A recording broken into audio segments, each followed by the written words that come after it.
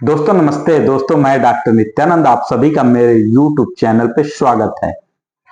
हम लोग इस समय कुछ क्लिनिकल केसेस पे डिस्कस कर रहे हैं। तो ये जो क्लिनिकल केस पे आज के डेट में मैं जिस पे डिस्कस करने वाला हूँ, ये केस है डॉक्टर ईबी नेस का। डॉक्टर ईबी नेस एक बहुत ही फेमस होम्योपैथिक फिजिशियन थे। उनकी बुक है होम्योपैथिक मैटेरिया मेड का। ये केस मैं वहीं से उठा के आप लोगों के सामने डिस्क्राइब कर रहा हूँ। इसमें इंपॉर्टेंट क्या है? इंपॉर्टेंट है उन्होंने एक पेशेंट को किस बेस पे मेडिसिन को प्रिस्क्राइब किया, उस पे हम लोग डिस्कस करेंगे। इंपॉर्टेंट इसमें क्या है? की नोट सिम्टम्स, एक सिम्टम्स, इंपॉर्टेंट सिम्टम्स के बेस पे उन्होंने मेडिसिन को प्रिस्क्राइब किया और पेशेंट फुल्ली क्योर हो गया। तो स्टार्ट करते हैं केस को। डॉक्टर ईबी नेस लिखते हैं होम्योपैथिक मैटेरिया मेडिका में, उनके पास एक पेशेंट आए। वो पेशेंट थे डॉक्टर टीएल ब्राउन, बहुत ही फेमस फिजिशियन थे। उनके father in law old age के पेशेंट थे। प्रॉब्लम क्या थी? 3 प्रॉब्लम थे। पहली एनीमिया, दूसरा हाइड्रोथोरेक्स, तीसरा जनरल ईडिमा। तो हम लोग समझ लेते हैं सबसे पहले हाइड्रोथोरेक्स क्या होता है। हाइड्रोथोरेक्स में क्या होता है? जो प्लूरल कैविटी होती है उसमें वाटर का एक्युमुलेशन हो जाता है।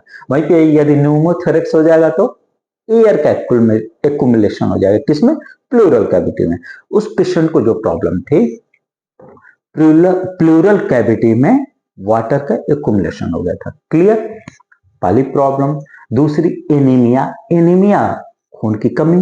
तीसरा ईडिमा, जनरलाइज ईडिमा था, मींस स्वेलिंग हो गई थी।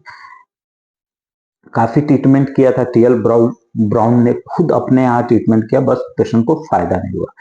तो वो आए डॉक्टर ईबी नेस के यहाँ। ईबी नेस सर ने उसका पूरा केस टेकिंग किया।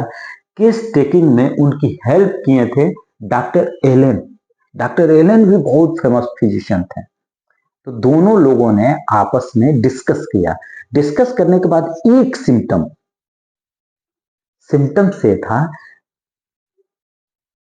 रात में 3 बजे के करीब में, मींस 3 AM पे पेशेंट की जो कंप्लेंट थी वो एग्रावेट हो जाती थी।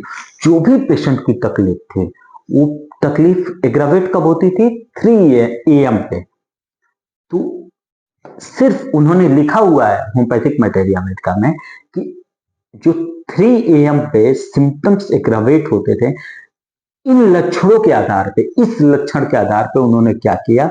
उस पेशेंट को कालेकार प्रिस्क्राइब किया और पेशेंट फुल्ली क्योर। और उन्होंने लिखा है फिर उसके बाद वो काफी दिन तक जीवित रहे। तो इसमें इंपॉर्टेंट क्या है उस पर डिस्कस करेंगे।